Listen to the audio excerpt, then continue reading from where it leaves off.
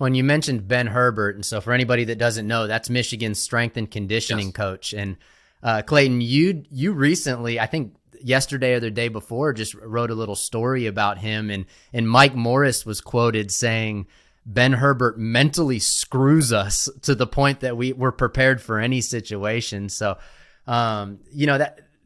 that says a lot, right? Like this guy, it reminds me of almost like a militaristic approach, right? Like they're literally putting these guys through hell. So they're just ready for, you show up across from guys like CJ Stroud, and that's nothing when you've been dealing with Ben Herbert every day. It kind of reminds me of Bruce Feldman was telling this story. He was on the Michigan sideline at the Ohio State game, and it was like midway through the fourth quarter.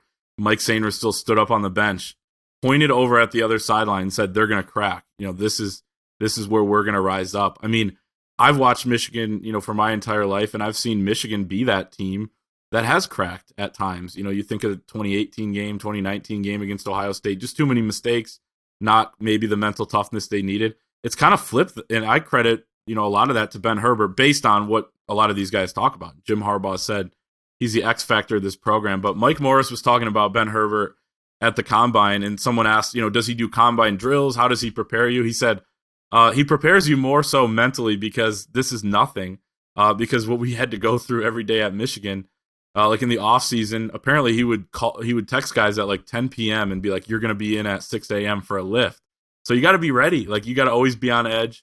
And he would try to mentally screw them, Mike said, so that when they were in those big moments, those pressure moments, that they could be the team that wasn't phased at all. And that's kind of what they were. I mean, and he referenced the TCU game as well, but they didn't win that game, but nobody was giving up on that sideline. Nobody was giving in at all. Ohio State, they were the mentally tougher team.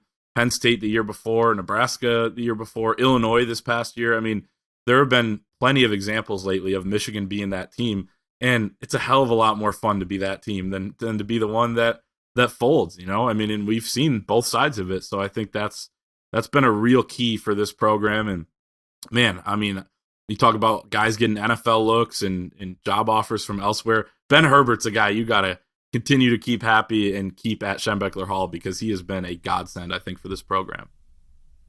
You got to pay the man. Pay the man, Michigan. I don't know what he's making. Get Ben Herbert his money.